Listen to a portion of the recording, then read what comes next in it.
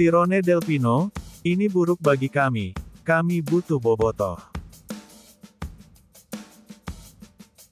Penyerang Persib Bandung Tirone Del Pino menanggapi sanksi yang dijatuhkan Komisi Disiplin PSSI kepada Persib Bandung. Persib harus menerima sanksi berat dari Komite Disiplin PSSI dampak kerusuhan pasca laga Persib vs Persija Jakarta, tanggal 23 September tahun 2024 lalu. Hukumannya berupa sanksi dilarang menyelenggarakan pertandingan dengan penonton saat menjadi tuan rumah sampai separuh musim kompetisi Liga 1 musim ini. Rinciannya penutupan seluruh stadion sebanyak 2 pertandingan secara berturut-turut berlaku pada pertandingan terdekat dan dilanjutkan penutupan sebagian stadion yaitu Tribun Utara dan Tribun Selatan sebanyak 3 pertandingan secara berturut-turut. Persib juga didenda Rp295 juta. Ini buruk bagi kami, karena kami perlu bobotoh, kami perlu fans. Ketika bermain di sini, tentunya terasa lebih baik jika ada bobotoh datang, kata Tirone. Dan tim lainnya juga tentu akan merasakan itu, karena saya bicara dengan pemain Port FC, meski tidak penuh tapi mereka tetap merasakan atmosfernya, sambungnya. Namun, nasi sudah menjadi bubur, artinya sanksi sudah dijatuhkan Komdis PSSI.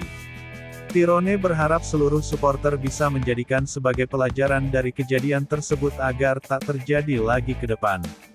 Tapi sekarang itu sudah terjadi dan semua harus belajar mengenai ini untuk masa depan supaya tidak terjadi lagi dan kami bisa bersama-sama hingga akhir, harap pemain asal Spanyol ini. Ternyata Persib tidak sepenuhnya meninggalkan Stadion Sijalak Harupat. Persib Bandung akan kembali menggunakan Stadion GBLA di sisa kompetisi Liga 1 musim ini. Pertandingan kontra Persebaya Surabaya pada Jumat tanggal 18 Oktober tahun 2024, akan menandai kembalinya Persib ke Stadion GBLA. Sebelumnya sejak Februari tahun 2024, Persib memainkan laga kandang di Stadion Sijalak Harupat karena Stadion GBLA direnovasi oleh Kementerian PUPR. Namun, Persib tidak akan sepenuhnya meninggalkan Stadion Sijalak Harupat, sebab Stadion SJH masih akan digunakan sebagai venue laga kandang Persib. Persib masih akan menggunakan Stadion Sijalak Harupat sebagai venue kandang di kompetisi antar klub Asia, AFC Champions League 2. Dari informasi yang didapat, Persib hanya mendaftarkan Stadion Sijalak Harupat sebagai venue kandang di ACL2 2024/2025. Persib sendiri akan memainkan 2 pertandingan kandang di fase grup ACL2, menghadapi Lion City Sailor pada tanggal 24 Oktober tahun 2024 dan Zhejiang FC pada tanggal 5 Desember tahun 2024.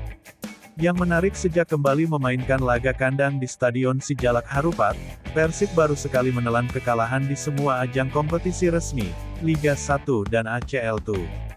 Satu-satunya kekalahan Persib di Jalak Harupat pada kompetisi resmi adalah saat menghadapi Port FC pada matchday pertama grup F ACL2 2024/2025. Prediksi Bojan Hodak jelang laga Timnas Indonesia versus Bahrain.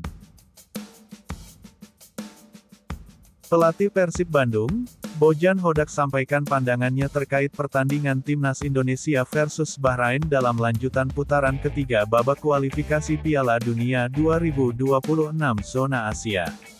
Bojan Hodak menilai, Timnas Indonesia perlu cermat dalam memanfaatkan ruang untuk mendapatkan gol. Bojan Hodak mengaku cukup mengenali gaya permainan Bahrain yang kini ditangani oleh kerabat dekatnya, Dragan Talik. Menurutnya, Dragan Talik memiliki gaya permainan yang kreatif, terlebih ia pernah bekerja sama dengan Dragan saat masih aktif sebagai pesepak bola profesional. Melawan Bahrain, menurut saya Indonesia mempunyai peluang. Bahrain adalah negara level top dan teman saya, Dragan Talik, yang menjadi pelatihnya, dia teman lama saya dan kami bermain bersama, ujar Bojan. Ada satu hal yang ia cermati, yakni cara Bahrain menerapkan permainan bertahan, terutama saat mengalahkan Australia. Bahkan kokohnya area pertahanan menjadi pondasi utama tim Bahrain dalam melakukan transisi serangan secara cepat. Sekarang dia melatih Bahrain dan mendapatkan hasil bagus di Australia karena mereka bertahan sangat bagus lalu melakukan serangan balik. Ini yang berbahaya dari mereka, tambahnya. Namun dilihat dari pertandingan kontra Jepang, Bahrain justru kalah telak. Hal ini memperlihatkan bahwa Bahrain memiliki celah untuk dimanfaatkan oleh pemain Indonesia dalam memetik kemenangan. Tapi saat melawan Jepang juga mereka kalah telak. Jadi masalahnya adalah bagaimana cara dari mereka ketika menyerang. Jadi jika Indonesia bisa menemukan ruang, mereka bisa mendapat hasil yang bagus, tutupnya.